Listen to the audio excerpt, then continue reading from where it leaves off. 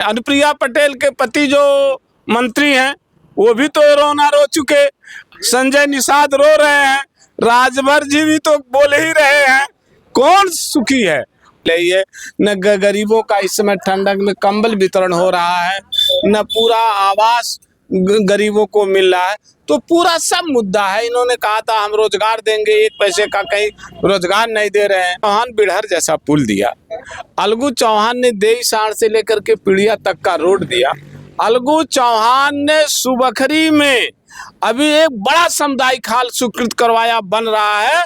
और वो नमस्कार, आप देख रहे हैं द यूपी खबर। इस समय मौजूद हूँ संत कबीरनगर जिले में। हमारे साथ समाजवादी पार्टी के पूर्व जिला महासचिव राजमन यादव जी हैं। इनसे जानेंगे कि अखिलेश यादव जी जो पीडीए का यात्रा ले चल रहे हैं उस पर कहे हैं कि जो भी प्रचार प्रसार ज़्यादा करेगा उसी को टिकट मिलेगा। इनसे जानेंगे अच्छा जो पीडीए का जो प्रचार प्रसार चल रहा है काफ़ी, इससे क्या पीडीए का कार्यक्रम अच्छा चल रहा है। हमारे नेता ने आदेश दिया कि जनता के बीच रहो, जनता की समस्या समझो, जनता के दुख दर्द में शामिल हो, वही चुनाव लड़े।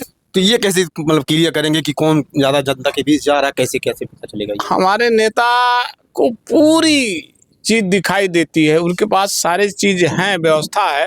वो अपने हर कार्यकर्ता के बारे में जानते हैं और वो पूरी तरह से जान रहे हैं कि कौन कार्यकर्ता मेहनत कर रहा है, कौन जनता के बीच चल रहा है। उनके पास सारी व्यवस्था है। 2027 में मुद्दा क्या होगा? 2027 में तो सब मुद्दा है पूरी तरह से।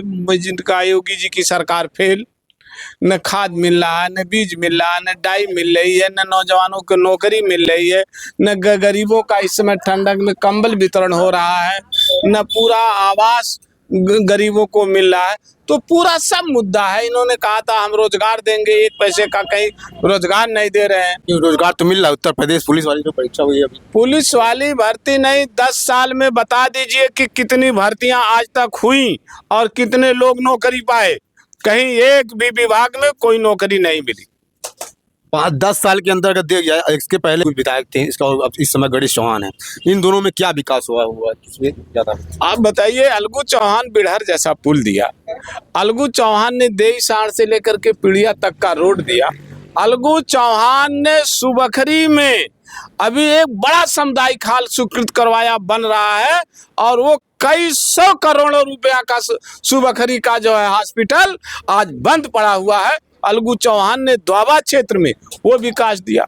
अलगू चौहान ने 7 पुल कुआनों पर दिया, बिहार जैसा पुल दिया। गणेश चौहान का एक पुलिया बता दीजिए कि कहीं उनकी पुलिया स्वीकृत हो। सारा का जो आप बता रहे हैं कि शिवखरी का जो सामुदायिक स्वास्थ्य केंद्र है उस पे भी तो मतलब पैसा तो निकाल लिया गया सरकार में, आपकी सरकार में। कल हमारे सांसद पप्पू निषाद जो है वो निरीक्षण किए हैं और इस मुद्दे को कल वो लोकसभा में, अब की बार सदन चलेगा तो उठाएंगे कि वो मेरा पैसा, समाजवादी सरकार का पैसा, समाजवादी में स्वीकृत हुआ पैसा वो कहाँ गया। वहाँ पिछड़ा वर्ग क्षेत्र में वहाँ का हॉस्पिटल क्यों नहीं चालू हुआ, इसको सीएमओ को और उच्च अधिकारियों को जवाब देना होगा। कल एक बयान आया है निषाद पार्टी के राष्ट्रीय अध्यक्ष संजय निषाद का कि उन्होंने कहा कि भाजपा सरकार में सुनवाई मेरी नहीं हो रही है। ऐसे में क्या आप क्या कहेंगे? अब वो सही कह रहे हैं, एक ही की बात क्यों करें। अनुप्रिया पटेल के पति जो मंत्री हैं वो भी तो रोना रो चुके, संजय निषाद रो रहे हैं, राजभर जी भी तो बोल ही रहे हैं। कौन सुखी है? उनका मंत्री जो उनका खास भारतीय जनता पार्टी का मंत्री है वो भी रो रहा है कि कोई कार्य नहीं हुआ रहा। अब ये क्या करेंगे? अब क्या करेंगे? पूरी तरह से फेल होगी। जनता इंतजार में है। 27 में आवे अखिलेश यादव जी को बागडोर देगी उत्तर प्रदेश की। अच्छा मुख्यमंत्री बनेंगे, प्रदेश का विकास होगा, नौजवानों को नौकरी मिलेगा, बेरोजगारी भत्ता मिलेगा। आप 102 एम्बुलेंस, 112 एम्बुलेंस, ये सब नई तरह से चलेंगी, जनता के जो है दुख दर्द में शामिल होगा। भाजपा की एक जल मिशन योजना के तहत जो पूरे गांव में टोटी लगाई जा रही है, इस पे क्या कहेंगे? जो देखिए टोटी कोई भी ऐसी पानी नहीं, मतलब पानी नहीं चल रही है, मतलब बन के तैयार हो गया, 5 साल 10 साल बीत गया लेकिन अभी तक चल रही नहीं। ये जल मिशन नाम गलत है, ये जनता के पैसे का लूट मिशन है। ये जनता के पैसे को पूरी तरह से लूट लिए। पूरे हमारे जिले में कोई एक गांव सभा में आप बता दीजिए कि जहां पानी जो है उस टोटी से पानी गिर रहा हो। सारी स्थितियां खराब हैं। एक काम इन लोगों ने इतना खराब कर दिया कि जितनी गांव पंचायतों की अच्छी सीसी रोड थी, इंटरलॉकिंग थी, खड़ंजा थी, उसको तोड़ करके गड्ढे में तब्दील कर दिया। और अन्य कंपनियां जो हमारी गुजरात से आई हुई हैं, पैसा लेकर के गुजरात में चली जा रही हैं। बीजेपी का ये भी आरोप है कि सपा में जो कार्य नहीं होते आज बीजेपी में काम किए जा रहे हैं। एक काम बीजेपी का आप लोग मीडिया के लोग हैं, बता दीजिए जो जनता के लिए काम किए हों। एक काम बता दीजिए, एक सिंगल बता दीजिए। इन्होंने समाजवादी पेंशन 500 रुपया गरीब महिलाओं को मिल रहा था, उसको समाप्त कर दिया। नौजवान पढ़ा लिखा नौकरी नहीं पा रहा था, उसको भत्ता मिल रहा था, उसको समाप्त कर दिया। हमारी बेटियां बहन इंटर पास होती थी, साइकिल 25,000 रुपया मिलता था, वो समाप्त कर दिया। इन्होंने बता दीजिए कि क्या किया।